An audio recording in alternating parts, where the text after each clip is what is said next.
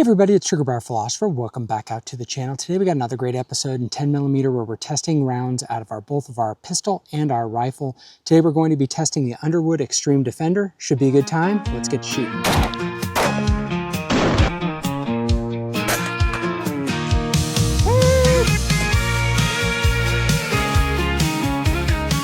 Okay, well today we have another great test. We're going to be testing the Extreme Defender, which is a fluted round by Lehigh Defense, meaning at the tip of the bullet there are flutes. Some people call it an external hollow point, just to convey the notion that it's doing that it is a self-defense round and that it's doing greater damage than what the original size of the bullet is shaped to do.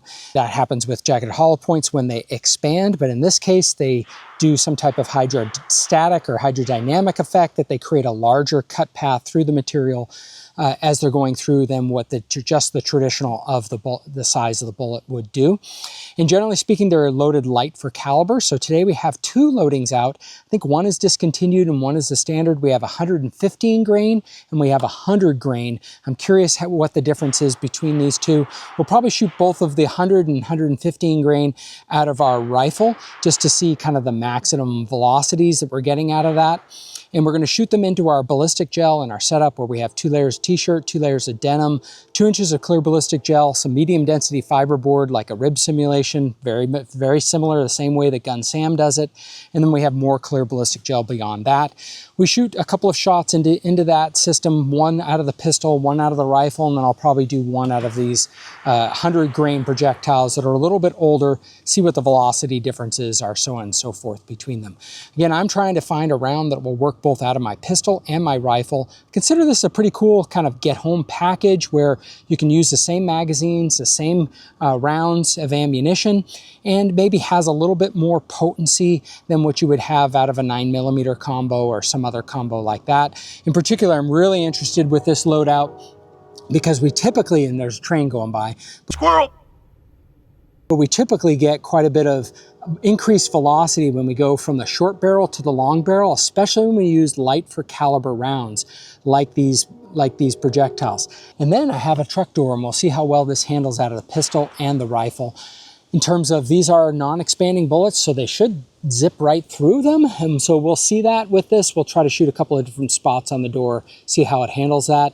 And we also have some glass that's rolled down with one of the old hand cranks. And another thing that we're going to be testing out is one of the last videos that I did on 10mm.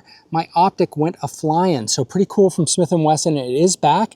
Now, I tried to do my own get the screws out and I ended up messing it up. I sent it back to Smith & Wesson saying, hey, please help, and I'm willing to pay for a new slide. Good on Smith & Wesson customer support. They sent me a brand new slide out.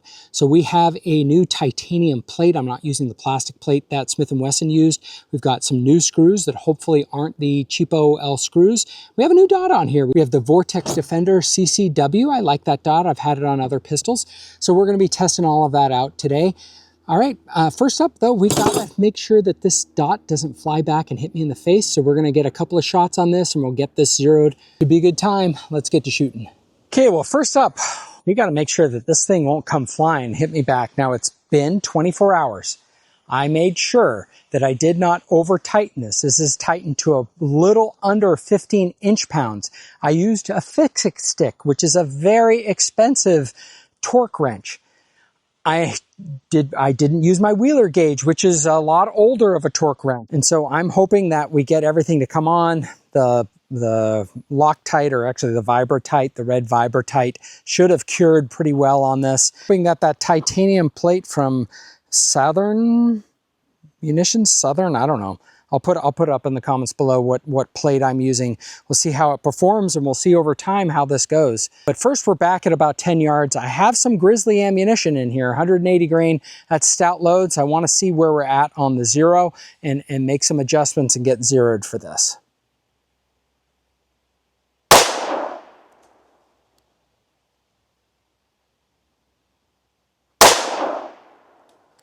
Okay, that's 2 shots, pretty good. I'm going to make some adjustments. Okay, we'll take a couple more shots here.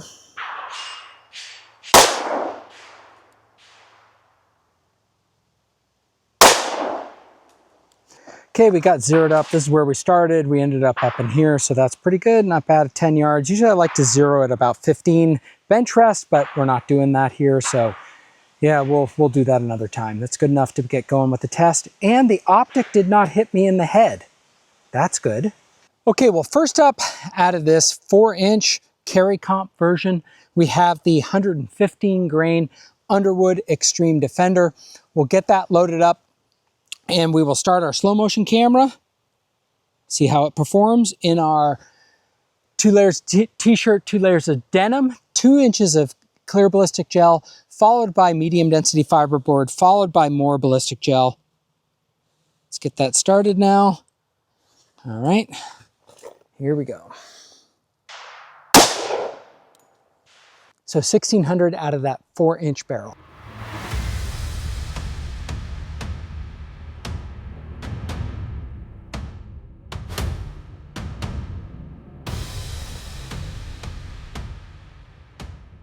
Okay, taking a look at our setup here, we got, the bullet came down, was facing backwards at about the 2-foot mark, so 24 inches. And we see in that gel block, it has all the characteristics of just tumbling. Maybe at the beginning, yeah, at the beginning we have some 3-dimensional spiral fluting, which is what you want to see. And then, you know, it started doing some tumbling and ended up backwards. So when it's doing tumbling, it's not doing that hydrostatic dynamic effect, but it is causing some damage. And then we can see it hit this with some force. Again, that's out of the pistol. I'm gonna have to get a new one because that's all done broke up. All right, can I just, you guys are gonna laugh at me. Can I just use that? I probably can, as long as I don't hit it on the edge. And again, there's no expansion of this bullet, so I'll pull that out later, but let's see what happens now when we shoot the rifle. Okay, and remember the FPC is a fun one because it's a folding pistol caliber carbine. Again, 16-inch barrel that we're using here. And I'm gonna load up that 115 grain first, try to make sure I turn on the slow motion cameras, and it is off safe. And that 115 projectile we recorded is going 1907 feet per second. That's a pickup of 300. I'll be honest, I was expecting a lot more. I've seen it with other rounds pick up even more than that, and I'm a little disappointed, but let's check out the video.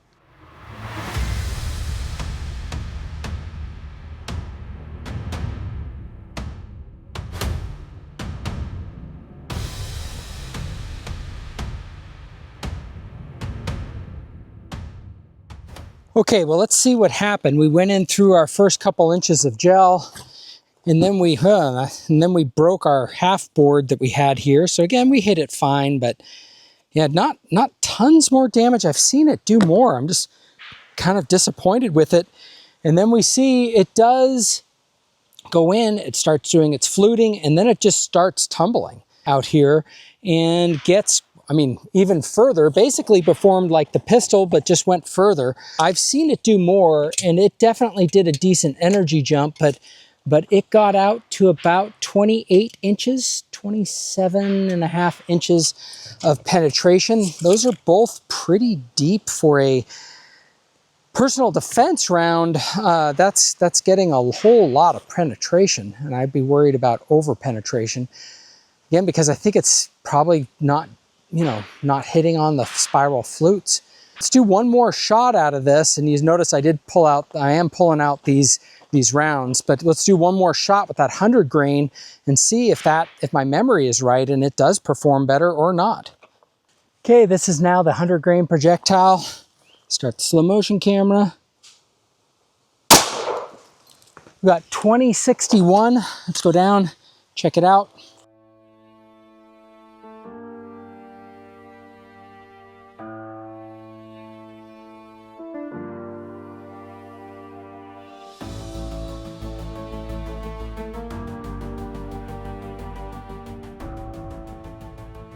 It's getting pretty hard to see. So, you know, we did pick up another, what, 160, 150 feet per second from the 115 grain, but of course you're trading mass off of that. I don't think the wound tracks are much different at all. I'm not noticing any difference. I am noticing that the bullet kind of curved a little bit. It actually went out and went like this if you look at from the top direction. Let me pull off this. Nothing too impressive. This is where it hit here. I don't know. The other holes on there are from 380. So pulling off our contraption and seeing what else is going on. Oh, measuring out to about 26 inches, so pretty similar. Again, I don't think, if you can see in the wound track, I'm not sure that we're seeing anything different with that out of those three. They all look about the same. Yeah, so now the one on top is the 100 grain. It looks like it deviates just a little bit and starts to drop. And that's also what I saw in this other gel block, is that the bullet is curving. Have heard that's one issue with these Extreme Defenders, is that they curve. So imagine you shoot right at an assailant where you think it should be a center of mass and it deviates in the wrong way. You wouldn't get your hit. That's what you don't really want with the projectile, but yeah, there is our round here.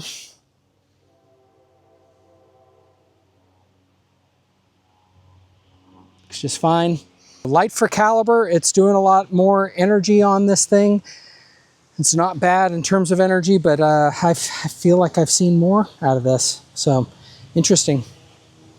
Okay, this is the test setup that we have now. I think it's another Chevy door, but y'all can correct me in the comments below. But there is a window that has been cranked down. So, folks, if you're, you know, one of these young kids or whatever, let me explain to you what this is.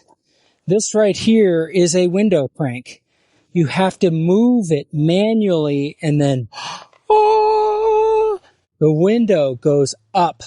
Isn't that amazing? Isn't that amazing? It's called a hand crank. There's no button pushing.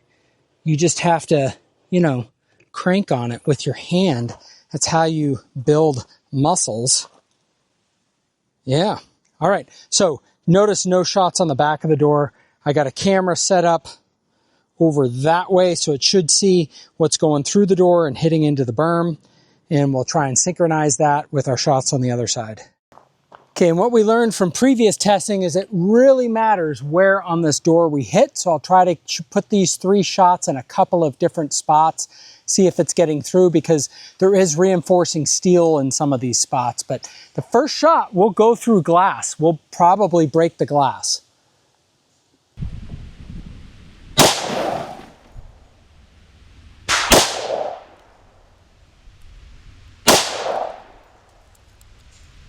All right, let's check that out. First 3 shots, you know, unfortunately this camera is so far back. 1, 2, 3. I wish those were a little bit further, but they were. The first shot was below that NPC, and that did break the window. Yeah, we saw that, but I got one up a little higher. Let's go on the other side and see. Yeah, and we could have gotten lucky, but we did get 3 holes in there. 1, 2, 3, not even sure if you can see that. Try to highlight them, but yeah, all 3 went through. Let's do it with the rifle now. Okay, we'll try to hit in some different spots with it. Yeah, now we have the rifle out. Went through with the pistol, should go through pretty easily with the rifle.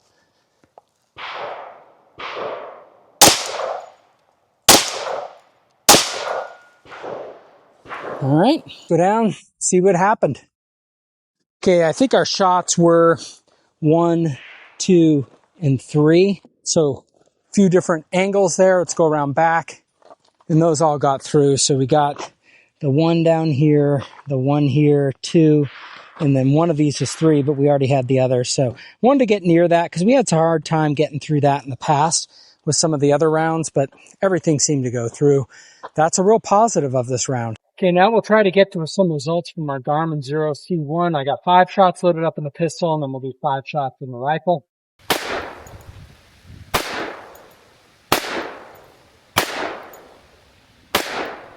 For our session summary, we got 1609, average of 16 as a min, average of 1618, max of 1636, stream spread of 27, standard deviation of 10, average kinetic energy of 669, So take a look and see what you're getting out of the rifle. Again, the number to remember is the kinetic energy of 670. Start with the rifle.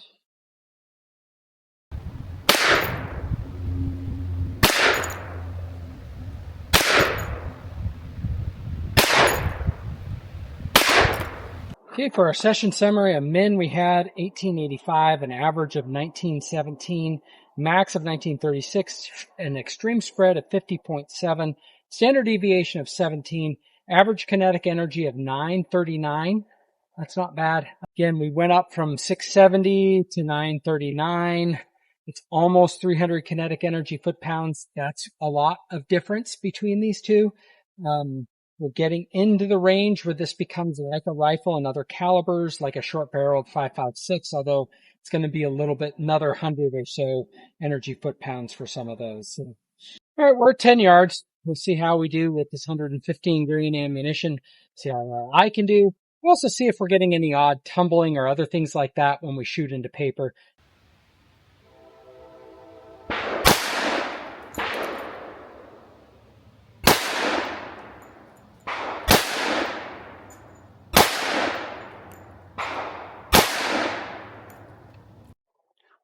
Yeah, it's doing okay. I'm still not. First two shots were here, then I started going a little faster and started pulling on the trigger, and that's what happens, low and to the left. But these are doing the right things. There's a little bit of odd shapiness, and that's the result of the external hollow point. Cuts a little bit of odd holes, but these are doing just fine. Let's go to the rifle. Back 10 yards again, see how we do, and shoot with the rifle.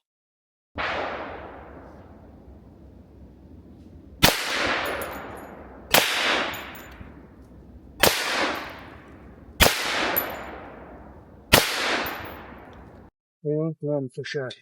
Let's get down and check it out. Yeah, I yanked that one. Otherwise, it would have been a nice tight group. That distance, me shooting, not much of a difference between the two, but yeah, some different capabilities with them for sure. Okay, well, let's wrap things up today. Today we had a good time back with the 10mm. Dot stayed on. The dot stayed on. Even with shooting that grizzly ammunition at the beginning. That's a good sign. We'll keep putting it to the test and we'll see if this holds on any better. We also did a great test of the 115 grain into the gel and then also the 100 grain into the gel. Didn't see much of a difference. In fact, I thought the 115 grain performed a touch better, even though it had lower kinetic energy. In the gel, we had less deviation. Maybe that's what they were going for. I like that they have a little bit more of a curved design, so it potentially doesn't catch up on your gun, cause reliability issues.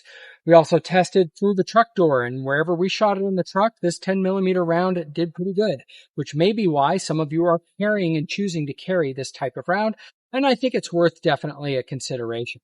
What I did see is not in the gel is any kind of performance to write home about. We saw some tumbling, and not much more than that. You might get that when you hit medium density fiberboard with an FMJ. So those are just things you're going to have to consider. All right. Well, with that said, let me know what you guys think of these external hollow points, as some people call them, or the fluted bullet designs. Is this something you'd like to carry in your rotation? I definitely can see that, like, look, you might want some hollow points, especially for layered defense. You might want some hollow points. You might want some hard cast. You might want some of these rounds in your carry. Let me know what you think below. And what do you carry through your 10mm? And do you have the rifle pistol combo? What do you think of that? Hope everyone has a great week, and let's get shooting. From pistols to rifles, we'll take on the best. Review and each weapon, put them to the test. With revolvers and shotguns, we'll break it all down. The Second Amendment protects from the crown. Living for freedom.